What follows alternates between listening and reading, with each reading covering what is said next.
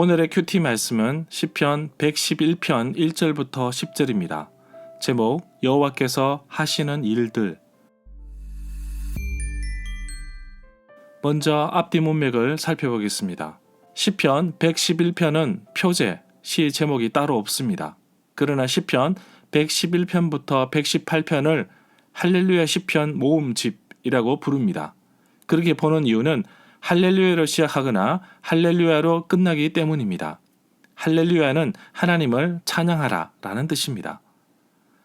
마치 잠언의 지혜를 보는 느낌을 주는데 시편 111편과 시편 112편은 지혜로 묶인 시처럼 보입니다.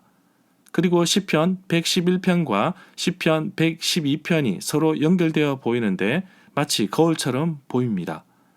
시편 111편에 여호와께서 하시는 놀라운 일들을 표현하고 있다면 시편 112편은 그 여호와의 모습이 신자들의 삶에 비추어져 보이기 때문입니다. 여호와께서 하시는 일들에 대해서 열거하고 있는데 시인은 그것들을 생각하면 할수록 기쁘다고 합니다. 하시는 일이 은혜롭고 자비롭고 신실하고 정의로우시기 때문입니다. 시인은 여호와를 높이고 두려워하는 것이 지혜의 시작이라고 매듭을 짓습니다. 문단을 나눠보겠습니다. 1절부터 5절은 위대한 일을 하시다. 6절부터 10절은 지혜의 시작. 1절에 보면 할렐루야, 내가 온 마음을 다하여서 여호와께 감사를 드리겠습니다. 내가 정직한 사람들의 모임과 회중 가운데서 여호와를 높이 찬양하겠습니다. 할렐루야는 여호와를 찬양하라 라는 뜻입니다. 할렐루야에서 야는 야훼의 줄인 형태입니다. 회중 가운데서 라는 히브리어 낱말의 뜻은 하나님의 백성은 의로운 자들로 불립니다. 하나님의 율법을 순종하는 신실한 이스라엘을 가리킵니다. 정직한 자는 과연 어떤 사람일까요? 정직한 사람은 좌로나 우로나 치우치지 않는 사람을 가리키는데 시편 111편에서는 정직한 사람의 구체적인 설명과 내용은 2절부터 9절에 나오고 결론적으로 여호와의 지혜를 쫓아 살아가는 사람을 소개하고 있습니다. 2절에 보면 여호와께서 행하시는 일들이 크고 훌륭하니 그 일을 보고서 사람들이 기뻐하고 깊이 연구합니다. 3절에 보면 주께서 하신 일을 영광스럽고 장엄하며 위대합니다. 주의 의로우심은 영원합니다. 시편 145편 5절에서는 주의 존귀하고 영광스러운 위엄과 주의 기이한 일들을 나는 작은 소리로 업조를 이르니이다 라고 말하고 있습니다. 의라는 단어의 뜻은 신실하다, 올바르다 라는 의미를 가리킵니다. 사람들과의 관계에서 하나님과의 관계에서 올바른 관계를 의라고 보았습니다. 4절에 보면 여호와께서 이스라엘 역사 가운데 남기셨던 위대한 일들을 기억하기 위해서 절기를 만들었습니다. 주님은 긍휼히 여기시며 은혜를 베푸시며 노하기를 드디하시며 인자와 진실이 풍성하신 하나님이십니다. 5절에 보면 광야에서도 그렇게 하셨듯이 여호와께서는 백성들을 입히시고 먹이십니다. 출애굽기 16장에 보면 여호와께서 만나와 메추라기를 보내셔서 백성들의 양식을 공급하시는 것을 볼 수 있습니다.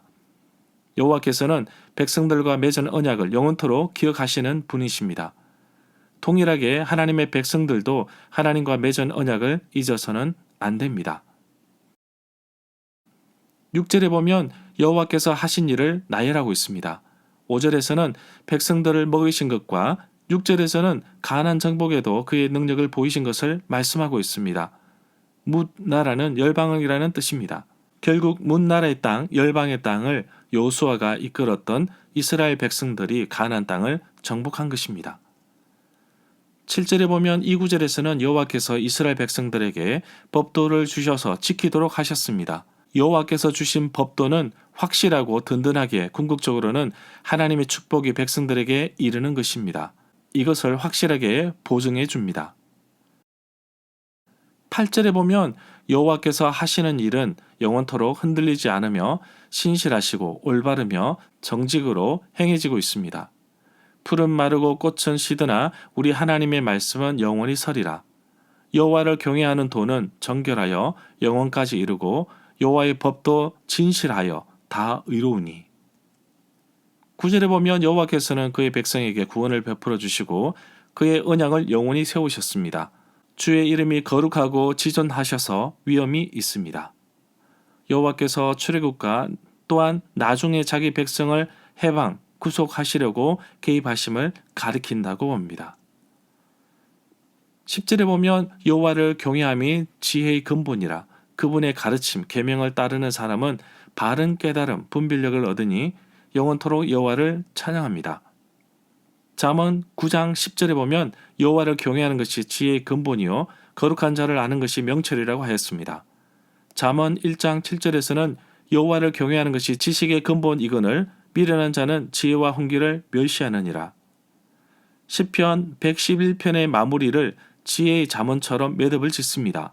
의도적인 교훈을 주기 위함이라고 봅니다.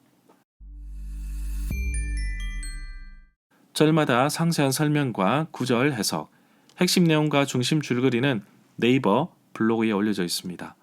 내게 주시는 교훈입니다. 하나님은 나에게 필요한 것을 공급해 주시고 채워주시는 분이십니다.